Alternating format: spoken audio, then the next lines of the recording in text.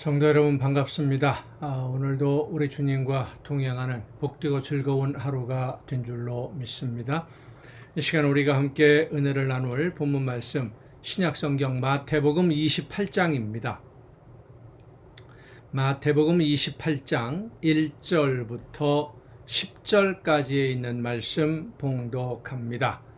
마태복음 28장 1절부터 10절까지에 있는 말씀 봉독합니다.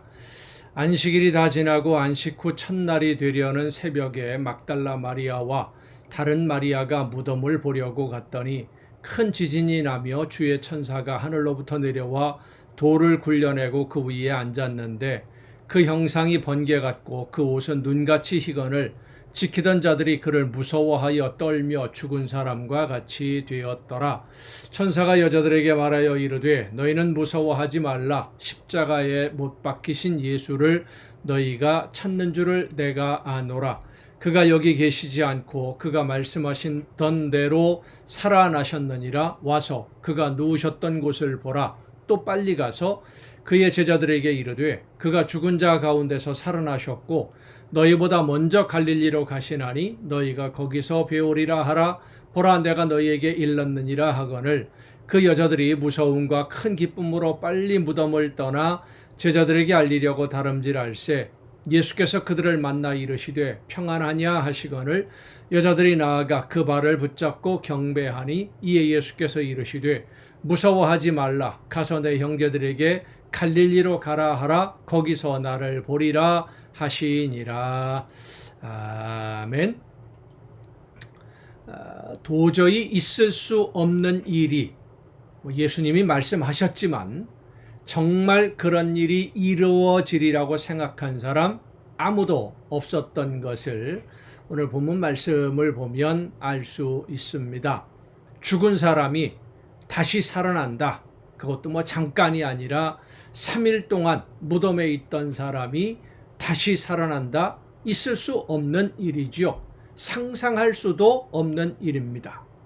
그래서 예수님의 말씀을 늘 들었던 제자들, 예수님을 하나님이 보내신 메시아라고 믿었던 사람들, 그리고 예수님과 함께 있던 여인들, 모든 사람들 그 누구도 예수님이 부활하실 것을 믿지 않았습니다. 안식일이 지난 새벽에 예수님의 무덤을 찾아간 이 여인들은 부활하신 예수님을 만나기 위해서 찾아간 것이 아닙니다. 3일 전에 예수님의 장례식을 치르면서 아리마대 사람 요셉이 예수님의 시신을 내려다가 그것도 이제 해가 진녘이 되어서 안식일이 눈앞에 다가오니까 유대인들은 저녁이 이제 해가 떨어지면 하루 날이 시작되는 것으로 계산을 하기 때문에 해가 지면 안식일이 시작되는 겁니다. 그래서 부랴부랴 간소하게 장례를 치렀는데 시신을 무덤에 모셨는데 그것이 영 마음에 걸려서 예수님의 시신에 향료를 바르려고 돌아가신 분에 대한 어떤 예의죠. 향료를 바르려고 무덤을 찾아갔던 것이지 예수님이 부활하신다라는 것을 조금이라도 생각하고 간 것은 아니었습니다. 예수님의 시신을 만나러 갔지 부활하신 예수님을 만나러 간 것이 아닌 거지요. 그런데 그들이 찾던 예수님의 시신은 없었습니다. 그들이 생각했던 예수님의 시신은 없었고 부활하신 예수님이 그들을 기다리고 있었던 것입니다.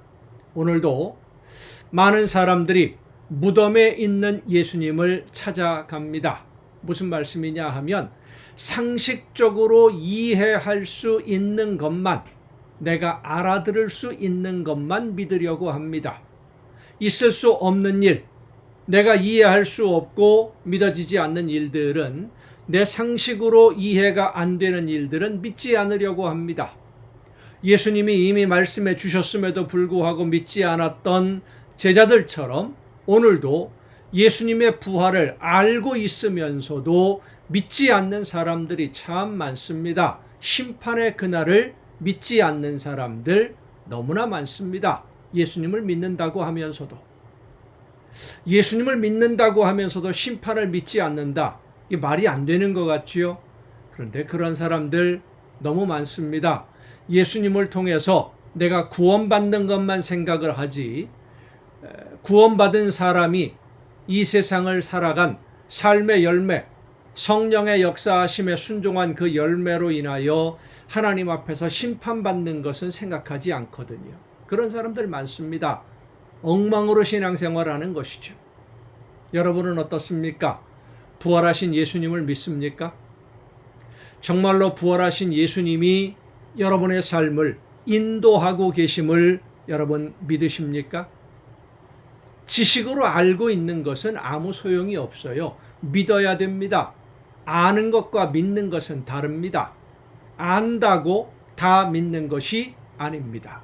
믿음은 순종이고 믿음은 실천입니다. 성령께서 역사하시는 대로 하나님이 원하시는 열매를 맺으면서 하나님의 자녀답게 오늘을 살아가는 것이 바로 예수님을 믿는 겁니다. 부활하신 예수님을 믿는 것이고 예수님의 말씀을 믿는 것이고 심판의 그날을 믿는 것입니다. 예수님의 말씀을 제자들이 믿었다면, 여인들이 믿었다면 무덤으로 굳이 찾아가지 않았을 것입니다. 예수님이 말씀하신 대로 갈릴리로 가서 예수님을 만날 준비를 하고 있어야만 했습니다. 그런데 성경을 보면 한 사람도 갈릴리로 간 사람이 없어요. 예수님의 말씀대로 순종한 사람이 없어요. 오늘도 주님은 여러분에게 갈릴리로 가라고 말씀하십니다. 갈릴리로 가라 말씀하시는 것은 하나님이 말씀하시는 대로 성령께서 감동을 주시고 깨우쳐 주시는 대로 순종하라는 말씀입니다. 하나님은, 그리고 우리 주님은 순종하는 일꾼을 오늘도 찾고 계십니다. 부활하신 주님을, 예수님을 믿지 않음으로 인해서 무덤으로 찾아갔던 어리석음을 다시는 범하지 않도록 갈릴리로 가서 부활하신 예수님을 만날 준비를 할 수 있도록 오늘 나에게 맡겨주시는 사명들, 성령께서 깨우쳐 주시고 역사해 주시고 감동시켜 주시고 내 눈에 보여주시는, 그리고 내 심령에 말씀해 주시는 그 음성을 듣고 순종함으로 열매를 맺는 것이 부활하신 주님을 만날 준비를 하는 우리의 삶인 줄로 믿고, 하나님의 약속의 말씀을 믿고 순종함으로 아름다운 열매로 하나님을 즐겁게 만나러 갈 수 있는 여러분 모두가 될 수 있기를 간절히 바랍니다. 기도하시겠습니다. 오늘도 크신 사랑과 은혜로 연약한 저희들의 삶을 인도해 주시는 아버지 하나님, 부활하신 주님을 만나기 위해서 무덤으로 갈 것이 아니라 갈릴리로 가야 하는데 아직도 무덤 주의를 배회하고 있는 연약한 저희들을 긍휼히 여겨 주시옵소서. 하나님의 약속의 말씀을 믿고 심판의 그날을 믿음으로 바라보며 오늘 성령께서 인도하시는 대로 순종의 열매를 맺는, 그래서 하나님에게 기쁨 드리는 우리 모두가 되게 하여 주시옵소서. 이 모든 말씀을 예수님의 이름으로 기도하옵나이다. 아멘. 오늘 우리가 함께 통독할 하나님의 말씀 욥기서 38장부터 함께 통독을 하겠습니다. 욥이 그토록 기다리던 하나님의 음성을 드디어 듣게 되는 장면입니다. 그런데 하나님의 응답은 욥이 기대하던 대답이 아니었습니다. 욥은 의인이 내가 다른 사람들보다 이렇게 심하게 고난을 당할 만한 죄를 범한 기억은 없는데 다른 사람들보다는 내가 의인인데 왜 의인이 이렇게 고난을 당해야 됩니까? 라는 이 문제에 대해서 답을 얻기를 원했는데 하나님은 현실의 고난과 아픔의 의미를 알고자 하는 욥에게 이 세상의 창조로 시작해서 우주 만물의 움직임, 세상이 조화를 이루고 유지되며 보존되는 힘과 능력의 원천을 너는 아느냐? 라고 가장 기본적인 질문을 던지십니다. 사람이 살아가는 이 세상의 법칙도 다 알지 못하는 피조물에 불과한 사람이 어떻게 하나님이 하시는 일을, 하나님의 계획과 하나님의 심중을 세밀하게 분석하고 이해하고 설명할 수 있겠느냐? 알지도 못하면서. 이것이 하나님의 응답의 본문이에요. 본질이에요. 줄거리가 바로 그 내용입니다. 하지만 욥이 고통을 당하고 아픔을 당하는 이 고통에는 분명히 이유가 있다라고 하는 것을 하나님이 암시를 해 주십니다. 구체적으로 설명은 안 하십니다. 자, 욥기서 38장부터 함께 읽으면서 하나님의 응답, 욥이 그토록 기다리던 하나님이 어떻게 응답하시는지를 보십시다. 욥기서 38장입니다. 그때에 여호와께서 폭풍우 가운데에서 욥에게 말씀하여 이르시되 무지한 말로 생각을 어둡게 하는 자가 누구냐? 너는 대장부처럼 허리를 묶고 내가 네게 묻는 것을 대답할지니라. 내가 땅에 기초를 놓을 때에 내가 어디 있었느냐? 내가 깨달아 알았거든 말할지니라. 누가 그것의 도량법을 정하였는지, 누가 그 줄을 그것의 위에 띄웠는지 내가 아느냐? 그것의 주추는 무엇 위에 세웠으며 그 모퉁이 돌을 누가 놓았느냐? 그때에 새벽별들이 기뻐 노래하며 하나님의 아들들이 다 기뻐 소리를 질렀느니라. 바다가 그 모태에서 터져 나올 때에 문으로 그것을 가둔 자가 누구냐?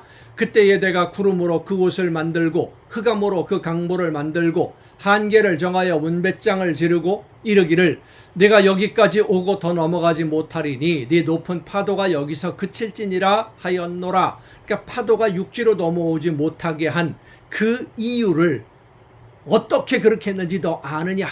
우주 만물의 원리에 대해서 지금 하나님이 질문하시는 겁니다. 내가 너의 날에 아침에게 명령하였느냐? 새벽에게 그 자리를 일러 주었느냐? 그것으로 땅끝을 붙잡고 악한 자들을 그 땅에서 떨쳐버린 일이 있었느냐? 땅이 변하여 진흙에 인친 것 같이 되었고 그들은 옷같이 나타나되 악인에게는 그 빛이 차단되고 그들이 높이 든 팔이 꺾이느니라. 네가 바다의 샘에 들어갔었느냐? 깊은 물 밑으로 걸어 다녀 보았느냐? 사망의 문이 네게 나타났느냐? 사망의 그늘진 문을 네가 보았느냐? 땅의 너비를 네가 측량할 수 있느냐? 네가 그 모든 것들을 다 알거든 말할지니라. 어느 것이 광명이 있는 곳으로 가는 길이냐? 어느 것이 흑암이 있는 곳으로 가는 길이냐?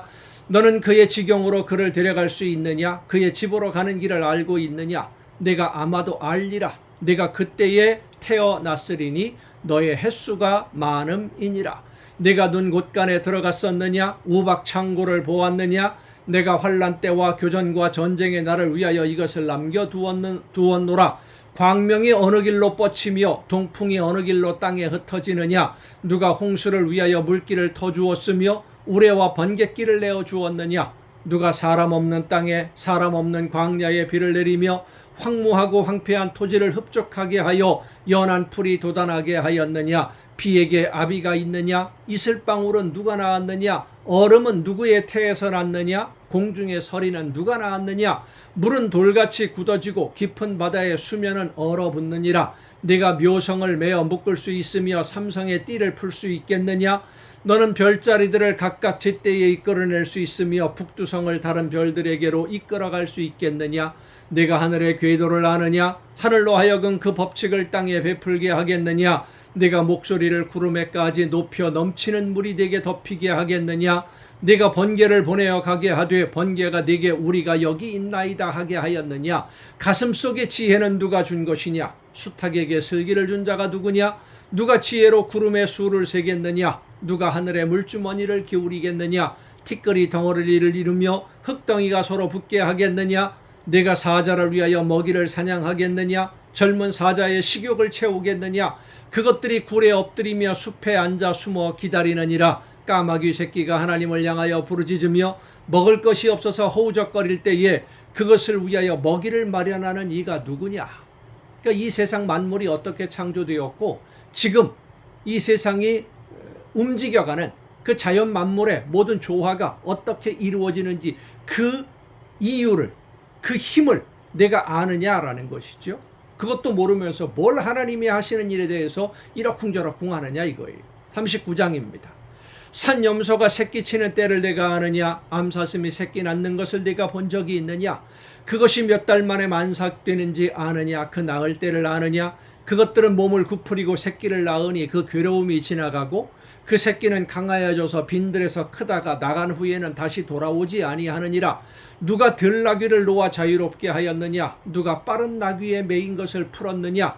내가 들을 그것의 집으로 소금 땅을 그것이 사는 처소로 삼았느니라. 들나귀는 성읍에서 짖거리는 소리를 비운다니 나귀 치는 사람이 지르는 소리는 그것에게 들리지 아니하며 초장 언덕으로 두루 다니며 여러 가지 푸른 풀을 찾느니라. 들소가 어찌 기꺼이 너를 위하여 일하겠으며 내 외양간에 머물겠느냐? 네가 능히 줄로 매어 들소가 이랑을 갈게 하겠느냐? 그것이 어찌 골짜기에서 너를 따라 썰애를 끌겠느냐? 그것이 힘이 세다고 내가 그것을 의지하겠느냐? 내 수고를 그것에게 맡기겠느냐? 그것이 내 곡식을 집으로 실어오며 내 타작 마당에 곡식 모으기를 그것에게 의탁하겠느냐?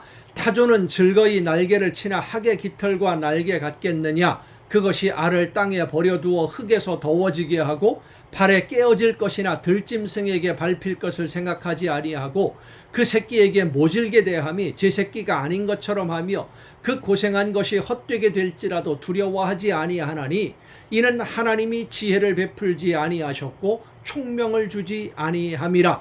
그러나 그것이 몸을 떨쳐 뛰어갈 때에는 말과 그 위에 탄 자를 우습게 여기느니라. 말의 힘을 내가 주었느냐? 그 목에 흩날리는 갈기를 내가 입혔느냐? 내가 그것으로 메뚜기처럼 뛰게 하였느냐? 그 위험스러운 콧소리가 두려우니라.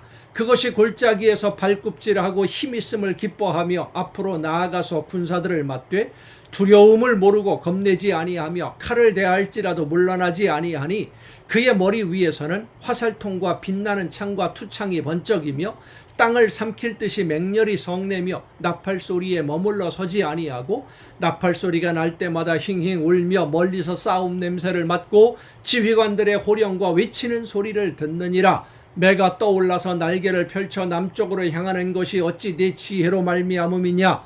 독수리가 공중에 떠서 높은 곳에 보금자리를 만드는 것이 어찌 내 명령을 따름이냐? 그것이 낭떠러지에 집을 지으며 뾰족한 바위 끝이나 험준한 데 살며 거기서 먹이를 살피나니 그 눈이 멀리 봄이며 그 새끼들도 피를 빠나니 시체가 있는 곳에는 독수리가 있느니라. 40장입니다. 여호와께서 또 욥에게 일러 말씀하시되 트집 잡는 자가 전능자와 다투겠느냐? 하나님을 탓하는 자는 대답할지니라. 그러니까 하나님을 탓했었죠, 욥이. 왜 대답이 없으시느냐고. 내가 이렇게 고통을 당할 만한 그런 무슨 잘못을 범했느냐? 하나님 대답 좀 해주십시오 라고 하나님에게 막 항의하듯이 대들었었는데 하나님이 말씀하신 겁니다. 하나님을 탓하는 자는 대답해라.